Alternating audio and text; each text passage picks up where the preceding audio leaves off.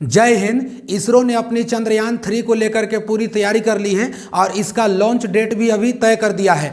आइए इसको हम लोग पूरा डीप में समझते हैं कि चंद्रयान 3 क्या है और इसको कब लॉन्च किया जाएगा। देखिए, इसरो को जब हम बात करते हैं तो इंडियन स्पेस रिसर्च ऑर्गेनाइजेशन जो चंद्रयान 3 अभी लॉन्च करने वाला है, तो इसरो को हम लोग जब देखेंगे तो इसरो की स्थापना जो हुई थी 15 अगस्त 1969 को हुई थी।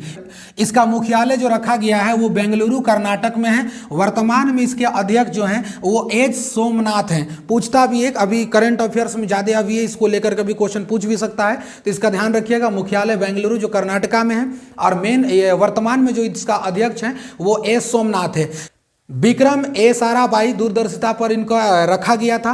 देखिए, चंद्रयान जो 1 जो मिशन तय किया था वो 2008 में किया था। चंद्रयान का जो पहला मिशन जो चांद में यानी कि चंद्रमा में जाने के लिए इसका पहला मिशन किया गया था वो किया गया था 2008 में। इसका पर्पस था कि वहां पर जा करके चंद्रमा की परिक्रमा करना और वहां जो पानी है और पानी का जो छोटे छोटे मोलिक्यूलस होते हैं, जो अणु उसको हम लोग कहते हैं, उसके बारे में खोज करना। चंद्रयान का यानी कि 1 मिशन वहां पर कामयाब हुआ था।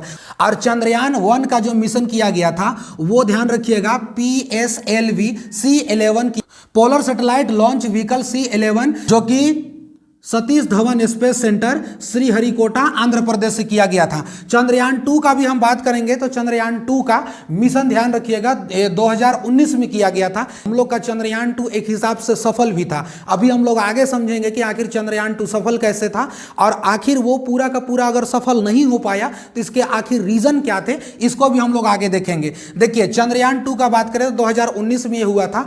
इसको किया गया था, ध्यान रखिएगा, GSLV। अभी आप लोगों पूरा डीप में हम आगे समझाएंगे कि PSLV क्या होता है और GSLV क्या होता है। तो चंद्रयान 2 को जो किया गया था वो GSLV F10 से लॉन्च किया गया था। इसका मेन उद्देश्य कहा गया था कि आप चंद्रमा में जाइए और चंद्रमा का पूरा जो नक्शा है उस नक्शा को आप निकालिए। किस टाइप का चंद्रमा है, कहां पर गढ़ा है, कहां पर क्या है, किस टाइप से वहां पर है, उसका पूरा इमेज यानी कि नक्शा, और वहां पानी का अंश कितना है और हीलियम जैसे तत्वों के बारे में जानकारी के लिए वहां पर भेजा गया था।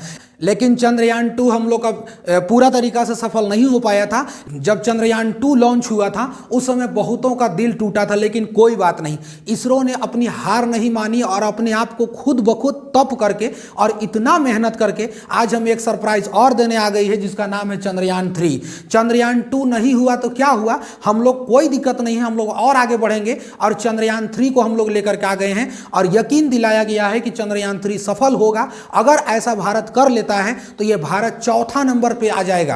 अब हम लोग आगे समझते हैं कि आखिर PSLV और GSLV में क्या अंतर होता है। हम लोग अब समझते हैं कि सैटेलाइट लॉन्चर व्हीकल कितने प्रकार के होते हैं। देखिए, एक होता है NSLV। NSLV को हम लोग नैनो सैटेलाइट लॉन्चर व्हीकल कहते हैं। इसका काम अभी चल रहा है, बहुत जल्द इसका काम अभी चलेगा और बहुत जल्द इसको हम लोग लेके आएंगे। इसरो यहाँ बहुत तगड़ा से काम कर रहा है। देखिए, नैनो सैटेलाइट लॉन्चर व्हीकल जो होता है, बहुत छोटे सैटेलाइट होते हैं, इतने छोटे सैटेलाइट होते हैं कि कम से कम वजन वाले सैटेलाइट को भी आराम से लेकर के जा सकता है। देखिए, कोई भी देश है वो देखिए सैटेलाइट तो बना लेता है, लेकिन इसको लॉन्च करने के लिए जो रॉकेट चाहिए होता है वही नहीं बना पाता है। बहुत भारी भरकम रॉकेट होते हैं, उसका खर्चा भी बहुत आता है। तो ध्यान रखिएगा, सबसे पहला जो हम लोग देख रहे हैं इसमें भी काम चल रहा है, नैनो सैटेलाइट लॉन्चर व्हीकल, इसमें भी काम चल रहा है। एक आता है SSLV। ये SSLV जो होता है बहुत स्मॉल होता है, छोटा होता है और ये भी ध्यान रखिएगा कि बहुत सस्ता होता है। इससे भी सस्ता अभी बनेगा, छोटा बनेगा, वो बनेगा NSLV। अब हम लोग को मेन यहाँ पर फोकस करना है, वो हम लोग को करना है यहाँ पर PSLV। PSLV को हम लोग कहते हैं पोलर सैटेलाइट लॉन्च व्हीकल। इसको देखिएगा ध्यान से, तो ये जो है 600 किलोमीटर से लेके 900 किलोमीटर की ऊंचाई तक जा सकती है। इसका भी ज्यादा रेंज नहीं है, लेकिन फिर भी ध्यान रखिएगा इसको कम ऊंचाई पर क्यों रखा जाता है। जो पोलर सैटेलाइट लॉन्चिंग व्हीकल जो होता है इसको इस ऊंचाई पर यानी कि 600 से 900 के ऊंचाई पर इसलिए रखा जाता है क्योंकि देखिए इसका मेन खासियत है, जो ये सैटेलाइट होता है ना, ये धरती के जो यानी कि जो पृथ्वी होता है, ये पृथ्वी का देखिए पोल का मतलब क्या क्या होता है, पोलर का मतलब क्या होता है, ध्रुव, तो ये ध्रुवीय गति करता है यहाँ से, यानी कि पृथ्वी अगर गोल है तो ऐसे टेढ़ा टेढ़ा नहीं घूमेगा, सीधा घूमेगा, पूरा सीधा, ऐसे धनमुनिया खेलने जैसा पूरा एकदम सीधा घूमता है। यानी कि ये सैटेलाइट जो है ये पूरा का पूरा पृथ्वी का सीधा घूमता है। तो इसको कम ऊंचाई के लिए इस्तेमाल किया जाता है, कम ऊंचाई के लिए। तो कम ऊंचाई के लिए जब हम लोग इसका इस्तेमाल करते हैं तो ये पृथ्वी का राउंडेड चक्कर लगाता है। तो ये PSLV जो होता है ऊपर नीचे ऐसे करके चक्कर लगाता है, ना कि ऐसे चक्कर लगाता है, टेढ़ा नहीं लगाता, सीधा लगाता है चक्कर। PSLV को जब कम ऊंचाई पर स्थित किया जाता है तो ये मौसम की जानकारी देती है और जासूसी की जानकारी भी रखती है, पूरा जासूसी करती है और निगरानी करने का काम करती है, जो करती है PSLV। अगर कोई एयरक्राफ्ट आ रहा हो और जितना स्पेस है अगर उससे अगर नीचे आ रहा है तो हम लोग उसको मार के गिरा सकते हैं कि भाग चोटा कहीं यहाँ कहाँ आ रहा है, यहाँ हम लोग का मेन स्पेस है। तो जासूसी करने के लिए यह कौन देता है, PSLV। मेन ध्यान रखिएगा, आगे जब बढ़ेंगे तो हम लोग को मिलेगा GSLV। GSLV को जियो सिंक्रोनस कहा जाता है, geosynchronous satellite launch vehicle. GSLV satellite बहुत ऊंचाई पर हो जाता है, 36,000 की ऊंचाई पर इसको तैनात किया जाता है। और ये सैटेलाइट जैसे कि PSLV, तो PSLV जो था वो हमारा पृथ्वी का यानी कि पोलर सिस्टम में यानी कि ध्रुवीय अक्ष लगाता था। लेकिन ये जो GSLV है ये ऊपर नीचे चक्कर नहीं लगाएगा, बल्कि इसे साइड साइड में चक्कर लगाता है, साइड साइड में। इसको ऊंचाई, इतनी ऊंचाई ले जाते हैं कि ये पृथ्वी के चक्कर के बराबर हो जाता है। GSLV को इतनी ऊंचाई पर रखा जाता है कि पृथ्वी जितना चक्कर लगाता है एक दिन में उतना ही चक्कर लगाता है GSLV, तो दोनों का बराबर हो जाता है। तो इसका फायदा भी देखिए, जैसे जैसे हम पृथ्वी, जैसे जैसे मान के चलिए पृथ्वी ऐसे ऐसे घूम रहा है, पृथ्वी ऐसे ऐसे घूम रहा है, तो जितना स्पीड से पृथ्वी घूमेगा उतना ही स्पीड से हमारा GSLV भी घूमेगा, उतना ही स्पीड से। अब इसका फायदा ये होता है कि इसको एक जगह ले जाकर के लॉकेट कर दिया जाता है। अब पृथ्वी का मान के चलिए ये वाला इलाका अगर मान के चलिए अगर हमारा एक मुंबई है तो इस वाला मुंबई की जगह को हम क्या किए, लॉकेट कर दिए, इस वाला जगह को लॉकेट कर दिए, मुंबई है। अब इसको लॉकेट करने के बाद ये इसी जगह को सिग्नल देगा, क्यों, क्योंकि जब पृथ्वी यहां से घूम रहा है तो जितना स्पीड पृथ्वी घूम रहा है उतना ही स्पीड कौन घूमेगा, GSLV घूमेगा, उतना ही स्पीड घूमेगा। और उतना ही स्पीड घूमेगा तो उस जगह से भटकेगा नहीं। तो इसको हम लोग ध्यान रखिएगा, आर्मी मिलिट्री जो होता है इसका इस्तेमाल करता है, क्योंकि उस जगह का जानकारी ये हमेशा प्रॉपर देते रहता है, प्रॉपर देते रहता है। कौन, GSLV। यार ये बहुत तगड़ा है। PSLV जो है ये दुनिया का सबसे भरोसेमंद क्या है, सैटेलाइट है। ये अभी तक मात्र दो बार असफल हुआ है। शुरुआती में एक बार असफल हो गया था और एक बार लास्ट में आते आते इधर 2013 के आसपास में असफल हुआ था। लेकिन बहुत ज़्यादा भरोसेमंद हमारा PSLV जो पोलर सैटेलाइट लॉन्च व्हीकल है, ये बहुत भरोसेमंद है। तो हम लोग दोनों को समझे, GSLV जो होता है इसको खास करके मिलिट्री लोग को लगाया जाता है। अब देखिए सैटेलाइट जो होता है ना, जो हम लोग देख रहे हैं, तो सैटेलाइट तो बना देते हैं, उसको लॉन्च करने के लिए रॉकेट की जरूरत होती है। मेनली रॉकेट को ध्यान रखिएगा तो 4 खंडड़ा में बांटा जाता है, मेनली 5 हो जाता है। देखिए 1 हो गया, 2 हो गया, 3 हो गया, 4 हो गया। अब 5वां वाला जो रहता है इसको हम लोग कहते हैं प्रोटेक्टिव केसिंग। प्रोटेक्टिव केसिंग इसी में रखा जाता है सैटेलाइट को। मेन जो इसका थोथना होता है ना, इसका थोथना यही उड़ करके जाता है, बाकी सब तो सब इधर उधर छितर बितर हो जाता है और ये सब कचरा जैसा हो जाता है। देखिए ये वाला भाग जो होता है पहला वाला, ये वाला भाग को ध्यान रखिएगा, इसमें ध्यान रखिएगा 1 2 3 4। पहला वाला भाग में जो फ्यूल रखा जाता है वो सॉलिड फ्यूल रखा जाता है, सॉलिड यानी कि ठोस। ठोस क्यों रखा जाता है अभी हम लोग इसको समझेंगे। आगे वाला में लिक्विड रखा जाता है, द्रव टाइप का, ध्यान रखिएगा। फिर से सॉलिड, फिर से लिक्विड, तो सॉलिड लिक्विड ऐसे करके इसको रखा जाता है। देखिए सॉलिड जो फ्यूल होता है और इसके अगल बगल आप देखिएगा ना, इसके अगल बगल में, तो इसके अगल बगल में 6 ठो बूस्टर रहता है। ये सब इस रॉकेट को आगे बढ़ने में मदद करता है। जैसे धमाक से मारेगा रॉकेट तो ये आगे बढ़ने में इसको मदद करता है। देखिए सॉलिड को ध्यान रखिएगा, इसमें क्यों रखा जाता है। सॉलिड को इसलिए रखा जाता है क्योंकि ये आग बहुत जल्दी पकड़ता है, बहुत जल्दी पकड़ता है। शादी विवाह में भी आप लोग देखे होंगे, जितना भी रॉकेट उकेट टाइप का जो बम फटेका सब आता है ना, सब यानी कि जो जलाते हैं ऊपर है, बढ़ाते हैं ऊपर, रॉकेट टाइप का जाता है। एक बार देखिएगा ना, धड़ से मारिएगा, साए की हद से उड़ गया एक बार, क्योंकि उसके अंदर क्या होता है, सॉलिड भरा हुआ होता है। इतना भयानक ये आगे जलता है और बहुत जल्दी ये मतलब ये एक्टिव हो जाता है। लेकिन और इसको कंट्रोल भी हम लोग नहीं कर सकते। शादी ब्याह वाला को कहिएगा कि जला दिया, अरे धर धर धर धर धर करोगे तो क्या रुकेगा वो? नहीं, एक बार जल गया इसका मतलब है कि सीधे धाए से ऊपर भाग जाएगा, तो इसको कंट्रोल नहीं कर सकते। सॉलिड जिसमें भरा होता है वो कंट्रोल नहीं होता है। लिक्विड जो होता है उसको हम लोग कंट्रोल कर सकते हैं, ध्यान रखिएगा। तो दो भाग में क्या बटा हुआ है? सॉलिड, और दो भाग में लिक्विड। तो ये मेनली 4 भाग होते हैं। ऊपर वाला भाग इसी में सैटेलाइट रहता है, ये धीरे धीरे आगे जाता है। तो ध्यान रखिए, पहला बार में जो होता है इसको धकियाने के लिए, ये पहला वाला ध्यान रखिएगा ज्यादा मदद करता है, क्योंकि ये नो कंट्रोल है। इसको धकियाने के लिए देखिए, जो रॉकेट रहता है इसके नीचे एकदम पतली छेद किया जाता है, पतला छेद, और यहाँ बहुत ज्यादा एकदम धुआं भर जाता है, आग लग के गैस भर जाता है, और ये मारता है अचाक से एकदम नीचे मारता है। तो ध्यान रखिएगा, न्यूटन का तीसरा लॉ हम लोग पढ़े, क्रिया बराबर प्रतिक्रिया, यानी कि एक्शन होगा तो रिएक्शन भी आएगा, यानी कि धपाक से नीचे मारता है। इसका जो नली है ना नीचे, इस नली को एकदम क्या किया जाता है? पतला रखा जाता है। तो इतनी भयानक प्रेशर यहाँ होती है, और ये जमीन में मारता है एकदम धाए धाए धाए, एकदम फटाक से ऊपर चला जाता है। और ये ऊपर जाने के बाद इसको उठने में, क्योंकि देखिए, और इसके 2 रीजन होते हैं, आगे बढ़ने में इसको ताकत भी लगता है। ताकत लगने का 2 रीजन होते हैं, एक तो इतना भारी भरकम ये होता है, इसको उठने में भी ताकत लगेगा, और दूसरा है कि पृथ्वी का जो ग्रेविटी इसको खींचते रहता है। तो खींचते रहता है तो शुरुआत में रॉकेट को उड़ने के लिए बहुत ज्यादा दिक्कत आती है। तो इस चलते रॉकेट में किया जाता है कि पतला सा जिससे छेद रहता है, और जब धुआं निकलता है इधर उधर पूरा एकदम भागता है, एकदम भयानक टाइप से भागने लगता है। तो इसलिए इसको पतला छेद रखा जाता है। और जब ये आगे चलने लगता है तो ये बगल बगल में बूस्टर रहते हैं, इसको आगे जाने के लिए मदद करते हैं।